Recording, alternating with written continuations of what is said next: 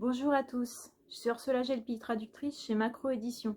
Et j'aimerais aujourd'hui vous lire un petit extrait du livre La chute des dieux de Mauro Bellino et Enrico Baccarini.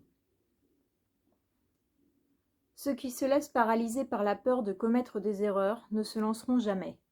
Dans un domaine tel que celui dont nous allons traiter, la vérité est encore plus insaisissable que l'on ne peut l'imaginer, et les difficultés qui émaillent le chemin sont si vastes et nombreuses que la tentation de rester prudent plus que de raison risque de constituer un frein, un élément limitant, au point d'empêcher de poursuivre le travail. Il faut surmonter cette tentation. La lecture des textes anciens porte en elle cette caractéristique telle une sorte de donnée incontournable, une sorte de fardeau mental dont il faut prendre conscience, mais dont il faut également savoir se libérer avec mesure, de manière progressive et en temps voulu. La conscience de ne pas posséder la vérité, l'impression qui saisit parfois le chercheur au sens plus humble du terme, de mener des raisonnements qui dépassent les limites de ce qui est socialement accepté, doivent être considérés et utilisés comme des clés de la liberté. Ceux qui, par choix méthodologique honnête et déclaré, font semblant que les choses sont ce qu'elles sont et que les textes anciens peuvent se lire selon des critères précis, en considérant que ce qu'on y lit littéralement est vrai, sont libres d'avancer par hypothèse, aussi hasardeuses soient-elles, à condition que ces dernières soient cohérentes avec ce qui est écrit dans le texte sur lequel ils se basent. Les hypothèses sont intrinsèquement indémontrables.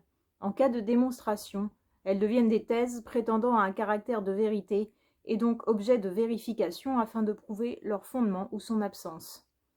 L'hypothèse est par définition une explication par nature provisoire d'un fait, d'une situation mal connue ou non vérifiée, élaborée et formulée sur la base de conjectures ou d'indices. Donc cet extrait est assez révélateur en fait de la démarche adoptée par Mauro Bellino et Enrico Baccarini dans cet ouvrage, dans tous leurs ouvrages d'ailleurs. Ce sont des personnes qui s'intéressent à diverses thèses alternatives concernant les textes anciens, que ce soit la Bible pour Mauro Bellino ou les textes hindouistes pour Enrico Baccarini. Et ils le font en partant du principe que ce qui est écrit doit être pris au sens littéral, donc faire semblant, c'est l'expression qu'ils utilisent à chaque fois. Et à partir de là, donc, ils avancent des hypothèses. Et on est bien sur des hypothèses.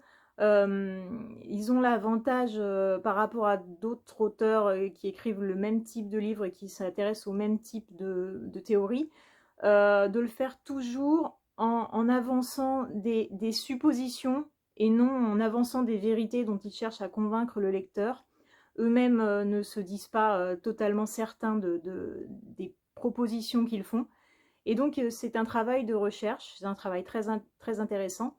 Et je vous conseille vraiment donc de vous y plonger dans ce livre, La chute des dieux, de Mauro Bellino et Enrico Baccarini.